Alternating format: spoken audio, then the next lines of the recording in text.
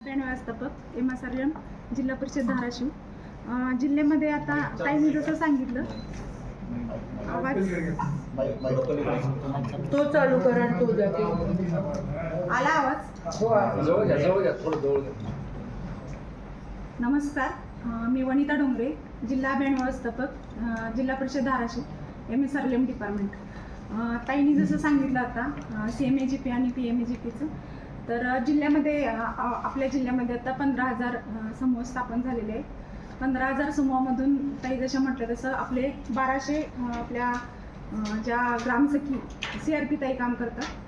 तर आनंदाची गोष्ट अशी आहे की कालच ताईंनी ते जाहीर केलं आणि खालून असा रिस्पॉन्स छान आला आम्हाला की आमच्यासाठी नवीन काहीतरी पहिली जिल्हा परिषद अशी येत आहे आपली. तर आपल्या आम्हाला आवर्जून सांगावं असं वाटतंय, सॉरी मॅम इंटरप्ट केलं, की महाराष्ट्रातली आपली पहिली जिल्हा परिषद आहे जी CRPंना 1000 रुपये प्रति लाभार्थी आहे. CMAGP PM. कारण CMAGP ही योजना फक्त नाही आहे, तर एखाद्या महिलेला उद्योग चालू करण्यासाठीच प्रोत्साहन आहे, तर आम्ही करतो. मॅडम बोला. तर महिलांकडून पण असा रिस्पॉन्स आला. परवा दिवशीच आल्या होत्या आणि त्याच्यानंतर आम्ही एक आज बैठक घेतली CRPंची पण, आणि आम्ही रोजच्याच आमच्या कामाच्या अनुषंगाने बोलत असतो. तर हा मेसेज ताई महिलांपर्यंत पोहोचला की आपण असे की 3,500 जे आपण CMAGP किंवा PMAGPचे प्रस्ताव करणार आहोत आणि त्याच्या आगेच आपण प्रोत्साहन म्हणून आपण ताईंना 1,000 रुपये देणार आहे. तर आम्ही जे अनुदान देतोय राज्य आणि केंद्र असं दोन्हीचे मिळून 6,000 देतोय. तर त्या 6,000 मध्ये याची भर पडणार आहे आणि त्यांना त्याचा लाभ होणार आहे आणि त्या खुश आहेत. म्हणजे ही पहिली, पुन्हा एकदा अभिनंदन याच्यासाठी करते की पहिली धाराशिव जिल्हा परिषद अशी आहे की नाविन्यपूर्णमध्ये अजून एक नवीन अशी गोष्ट केलेली आहे.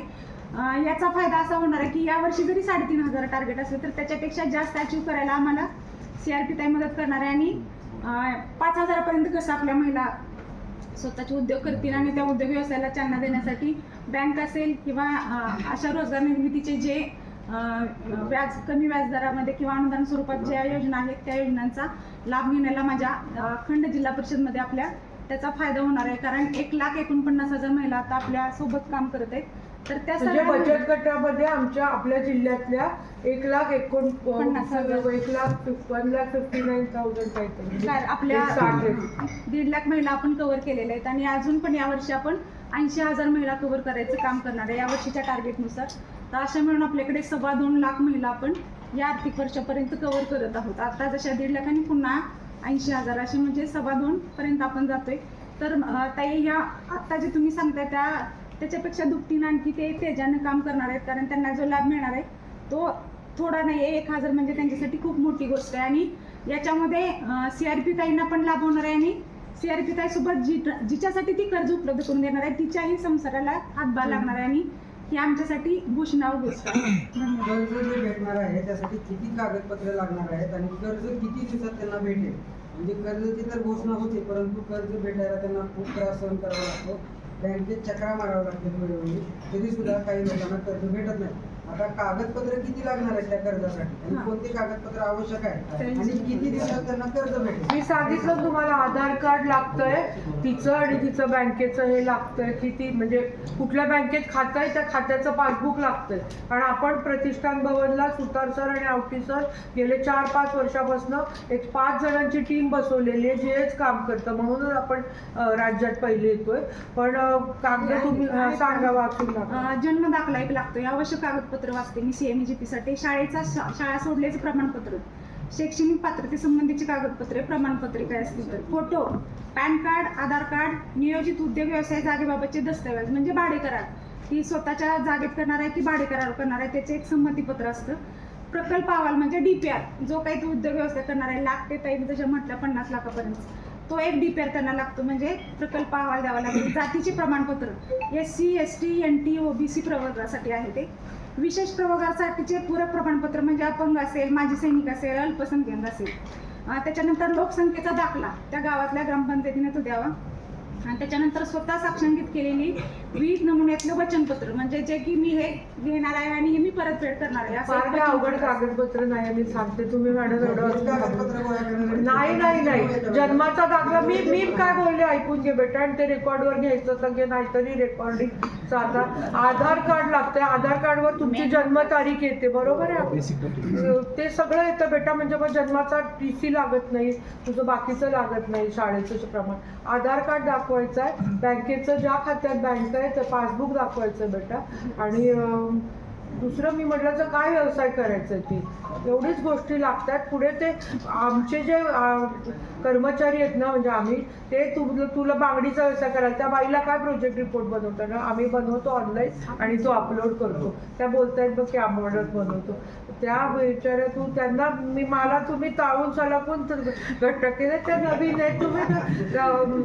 थँक्यू तुमच्या सगळ्या पत्रकारांचं, म्हणजे तुम्हाला वेगळा जाऊ देऊ नका, मला फक्त एक असा विषय आहे, काही ठराविक पक्षांच्या महिलांनाच त्याचा लाभ दिला जातो. नाही रे बाबा, विचारांना मॅडम सर मॅडम सांगा मला आजपर्यंत कधी अपलोड केलं कागदपत्र आजपर्यंतच्या 5 वर्षात तुम्ही स्वतः? मी स्वतः नाही करत, आमची तुमचे जी कर्मचारी एकच मिनिट, मी 5 महिन्यापासून इथं आलेली आहे. उमेद ही 4 वर्ष प्रशासक होतं, ही संस्था जिल्हा परिषदच्या अंडर येते. मॅडम तुम्ही 4 वर्षामध्ये किती, 5 वर्षापूर्वी CMEGP चालू झालं, किती केलं तुम्ही सांगा. पण म्हणजे मागच्या वर्षापासून त्याच्या अगोदरचे समाधान सांगते, पण मागच्या वर्षापासून या आपण मागच्या वर्षी आल्या म्हणून. 1,500 पर्यंत आपण सर आमच्या CRP मार्फत ते अपलोड केलेलं आहे, कारण त्याला डॉक्युमेंट्स काय लागतात ते सगळं, जो खाली प्रभाग समन्वयक आहे तो ते सगळे डॉक्युमेंट्स कलेक्ट करणं, CRP ताईकडून ते डॉक्युमेंट्स बँकेपर्यंत पोहोचवणं, बँकेकडे जायच्या अगोदर ते DIC ला चेक केलं जातं जी डॉक्युमेंट्स आहेत, आणि मग DIC ते बँकेपर्यंत पोहोचवते, आणि बँकेचा पाठपुरावा CRP ताई करतात किंवा जे आमचे प्रभाग समन्वयक ते करतात सर. आता माझ्याकडे कागद नाही, पण सगळे आहेत, म्हणजे दुग्ध व्यवसाय आहे. आणि मला 1-2 उदाहरणं द्यायला तुमचे, तुम्हाला जर काही नसेल तर मी बोलू का? 300 जे अर्ज झाले त्यात वैयक्तिक लाभार्थ्यांनी केले. वैयक्तिक लाभत नाही, असं DIC ला पण टार्गेट असते, आम्ही विना टार्गेटचं केलं, म्हणजे सांगितलं पण तरी. आपण आपल्या जिल्हा आपल्या प्रतिष्ठान भवनला बसलेले आहेत, एवढं मोठं आपण, आणि सतत मीटिंग घेऊन ऑब्व्हियसली ते पार्टीचं तुम्ही वेगळा जर तेच लोक येत असतील तर ते, आणि आम्ही CRPला उलट टार्गेट दिले, मी टार्गेटची यादी बघितली का जोगदंड अजून बघ, आणि उलट आम्ही तुमचा जर असेल तर आम्हाला वेगळ्या पक्षाचं पण कळलं तर आम्हाला पॉझिटिव्ह होते उलट, पण तो पक्ष तो विषय नको. दुसरं मला सांगायचं, काही उदाहरणं द्यायची आहे. आम्ही ॲज अ पार्टी तुम्ही म्हणत असाल की मी वैयक्तिक एक ठरवलं होतं की दर आठवड्याला एका महिलेला फोन करायचा आणि तिचं हे कर्जाचं प्रकरण मंजूर करून द्यायचं. कंदरा आमच्या म्हणजे कंदरा गाव आहे उस्मानाबाद तालुक्यातलं, धाराशिव तालुक्यातलं, तिथली CRP काय नाव तिचं, शेख मुस्लिम पाकिजा शेख, तिला मी फोन केला कारण काय तिची माझी ओळख नव्हती, पण मी मुद्दाम हे उदाहरण देते तुम्हाला की किती लेवल पर मागे बोलून तिची माझी ओळख याच्यासाठी झाली की करोना काळामध्ये तिने 1.25 लाखाचं कर्ज उचललं होतं उमेदमधनं किराणा दुकान टाकवण्यासाठी, पण करोनात किराणा दुकानं सगळी बंद होती, म्हणून तिने त्याच्यामधून शिलाई मशीन घेतली आणि घरी व्यवसाय चालू केला परकर बनवायचं, आणि तिच्या बायका म्हणजे त्या बायका बाजारात जाऊन परकर विकायच्या. हे पण मला आवर्जून सांगायचं कारण बायका लाजतात असं पण. आणि मग ती मी एकदा गावात आले तेव्हा म्हणाली ताज्या मागे अधिकारी लागलेत की कर्ज दुसऱ्यासाठी वापरलं असं अलाउड नाही, ते परत करा. मग करोनाचे स्पेशल केस घेऊन अधिकाऱ्यांना मी म्हटलं तिने ऑलरेडी तर ते तिचं मिटलं आणि तिने व्यवसाय चालू केला. आधी 8 शिलाई मशीन होते तिच्याकडे, 28 का काय म्हणजे 12 का 18 आणि 38 बायका एकत्रित मिळून शिलाई करून परकरं बनवत होती. किंवा आपण हरघर तिरंग्याच्या वेळेस मी तिच्याकडनं आपल्या तालुक्यातले आम्ही जे आता पण जो वाटले सगळ्या बूथला एक झेंडा ते तिच्याकडनं, आत्ताचं नाही मी म्हणत मी मागचं म्हणते, यावेळेचं काय झालं माहीत नाही, ते बनवून घेतले होते. मी हळदी कुंकूला 8000 पाऊच बनवले होते खणाचे, ते तिच्याकडनं. म्हणजे असं ती काम करत होती. तिला मी सहज फोन केला की बाकीचा तू कर्ज घेशील का, तर म्हणे हो घेते की ताई CMEGPचं. तर म्हटलं अगं किती घेशील, म्हणजे तू 1.25 लाख का 2 लाख रुपये, काय जायचंय का तुम्हाला, 1.25 लाख का 2 लाख. तर ती म्हणे ताई मी 10 लाखाचं कर्ज घेते. तर मीच तिला म्हटलं अगं तू एवढं मोठं कर्ज घेऊन, तर इरफान थांबवा ना मागे बोल, एवढं मोठं कर्ज घेऊन तू परतफेड कशी कर, म्हणजे कशाला घेते. नाही ताई म्हणे मी घेते. आणि ती बाई ऑफिसला आली, ऑफिसला सगळ्या योजनांची माहिती घेतली आणि तुमच्या माहितीसाठी मी नाव घेऊन एवढं मीडियासमोर चुकीचं बोललं, 2 कोटी रुपयाचं. आता ही वैयक्तिक कर्जाची जी योजना आहे तिला 50 लाखापर्यंत कर्ज मिळतं. जर तुम्ही सहकारी 10 बायकांच्या वर जर एकत्र सहकारी संस्था घेऊन जर महिलांनी एखाद्या कर्जाची मागणी केली तर त्याला 90% अनुदान. 90%. इथं 35% अनुदान आहे, तिथं 90% अनुदान आहे. पाकिजा शेख कनगरा CRPने 2 कोटी रुपयाचं कर्जाची फाईल केली. तिला 1,80,00,000 केंद्र सरकारकडनं कर, इथं अधिकारी येतं क्लस्टर डेव्हलपमेंट स्कीम. तिला 1,80,00,000 रुपये तिला अनुदान मिळालं. 20 लाख रुपये त्या 38 बायकांनी एकत्रित करून आज 2 कोटी. म्हटलं अगं तू एवढं मोठं करणार काय, मीच घाबरले. तर म्हणे काय ते मी भूमसारखं म्हणजे शिलाईचं काय असतं ना ते क्लॉथ इंडस्ट्रीसारखं टी-शर्ट बनवणं हे ते करून त्या मुलीने. आमचेच अधिकारी म्हणाले ताई तिला आधी 1 कोटी देऊ मग 2 कोटी देऊ. म्हणजे भीती वाटते ना. पण एवढ्या बायका, दुसरं उदाहरण देते, चिवरी तालुका तुळजापूरला 33 बायकांनी एकत्रित घेऊन असंच काहीतरी 33 लाख का काहीतरीचं कर्ज घेतलं. त्या द्राक्ष घेतात, ड्रायर असतो ना, ड्रायरमध्ये मनुके बनवतात आणि रॅक घेतलेत त्यांनी. मनुके बनवून रॅकवर ड्राय करून ते पॅकिंग करून देतात. तुळजापूर तालुक्यात खूप द्राक्ष बागायतदार आहे. सगळेजण त्यांना ड्रायर शेतकऱ्याला गेलं तर त्यांच्याकडे येतात, त्या करून देतात. चिवरी गावातले तुळजापूर. म्हणजे बायका खूप पुढे जायला लागल्या. कणगऱ्याचं सांगितलं का भूमचं सांगितलं? कनगरा धाराशिव तालुका, चिवरी तुळजापूर तालुका. द्राक्षाचं भूमची एक मुस्लिमची महिला, मला नाव काय आठवत नाही, पण त्यांनी आपल्याला कर्जासाठी गारमेंटसाठी मोठा प्रकल्पाची मागणी केली. अच्छा, खूप त्याचं आता काय झालं पुढे? सुरू आहे त्याचं. म्हणजे ते 5 वर्षापासून पाठपुरावा करत त्यांना 5 पैसे मिळाले नाही कर्ज. आता मग CRP मध्ये पाठपुरावा करतील ना, त्यांना 1000 अनुदान. ह्या अधिकारी म्हणतात ना 5 वर्षापासून आम्ही ते प्रक्रिया करतो, मग त्यांचं काय अपयश आलं? अहो अपयश आलं म्हणजे लाखो नाही, आपण येतात. म्हणतो तेव्हाच ताई. पण त्याचं सगळे ताई, भूमच्या ज्या महिलेच्या बद्दल ते बोलतायत ना, तर त्या ताईंचं क्लस्टर आता सुरू आहे, गारमेंट क्लस्टर, आणि खूप चांगल्या पद्धतीने चालू आहे. आम्ही उमेदच्या इतर महिलांना त्या ठिकाणी एक्सपोजर व्हिजिटसाठी सुद्धा घेऊन गेलो होतो. म्हणजे ते क्लस्टर सुरू आहे तुम्ही ज्यांच्याबद्दल बोलताय ना. आणि आता ताई कणगराच्या ज्या ताईंच्या बद्दल सांगितलं, पाकिजा शेख म्हणून आहेत, तर त्यांचं सुद्धा म्हणजे सुरुवातीच्या याच्यामध्ये त्या वैयक्तिक कर्जाच्या अनुषंगाने पुढे आल्या होत्या, परंतु सगळ्या महिलांना एकत्र करून त्यांनी क्लस्टर डेव्हलप करण्यापर्यंत मजलली त्यांची गेलेली आहे. हे खूप क्लस्टर म्हणजे चांगलं. सामूहिक पद्धतीने. तर हे MSME म्हणून रजिस्टर होतात ना उद्योग. Yes. मग महाराष्ट्रात गेल्या काही वर्षामध्ये 2 वर्षामध्ये 28,000 MSC युनिट्स बंद झालेत. आपल्या जिल्ह्यात किती बंद झालेत?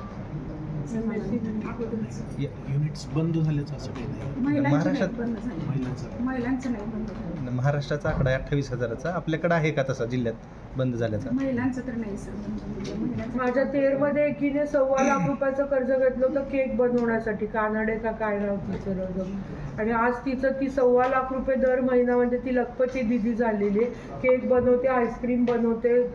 तेरची आहे, कानडे ना, आता माझं आडनावाचं नाही पण आहे. जे बायका एवढे कर्ज घेऊन पुढे जायला लागलेले आहेत. एनिवे एवढाच विषय होता की आम्ही आता 1000 रुपये प्रति लाभार्थी देतो आहोत आणि या ह्याला प्रोत्साहन देतो आहोत. आणि आमचे प्रोडक्ट्स पण आयुष्मान ज्वारीचे ते नंतर बोलू आपले डेव्हलप झाले. आणि हे 2-4 उदाहरण 7 ते 9च्या उत्पन्नाचं कुठपर्यंत आहे मॅडम? आज आढावा घेतला. आता अजून थांबा जरा, त्याला घ्यायची गती. आज घेतला आढावा, थोडा आहे म्हणजे अजून किती यायला गावात चालू पाहिजे. आहे? जिल्ह्यातल्या किती गावात चालू आहे? आज घेतला पण त्यांच्याकडे असा डेटा नव्हता. तो खास शिक्षक राणादादांनी घेतला आढावा आणि ते करून त्यांना पुढच्या 10 दिवसांनी पुन्हा प्रेझेंटेशन द्यायचं. आता आम्ही काही चेंजेस करतोय. जे नोडल अधिकारी आहे ते ॲक्टिव्ह म्हणजे अजून चांगले देतो. मुख्याध्यापक दिले होते त्यांना पण दुसरे देतो. काही विषय जर दुसरा आहे पाणी पुरवठा संदर्भात ना, एवढं पुढचं लोहारा तालुक्यातील खेड येथे पाणी पुरवठ्यामध्ये भ्रष्टाचार झाला. भ्रष्टाचाराची अधिकाऱ्यांनी चौकशी केली, तो अहवालही आला. त्या अहवालानंतर कारवाई करायची संबंधित अधिकाऱ्यावर, तर ते मुख्य कार्यकारी अधिकारी काय कारवाई करण्यात गेले. संबंधित तक्रारदार त्यांच्या आता सध्या त्यांच्या दालनात बसलेत, उपोषण सुरू केले, त्यांचं आंदोलन चालू केलं. मला नाही माहिती, खरंच नाही माहिती. पण ते मी मुख्य कार्यकारी अधिकारी सकाळपासून टाळाटाळ करले. ते असं काही नाही, त्यांना निश्चिती करावी लागत असेल. का बरं ते टाळाटाळ? येऊ का मग मी म्हणजे शॉर्ट बाईट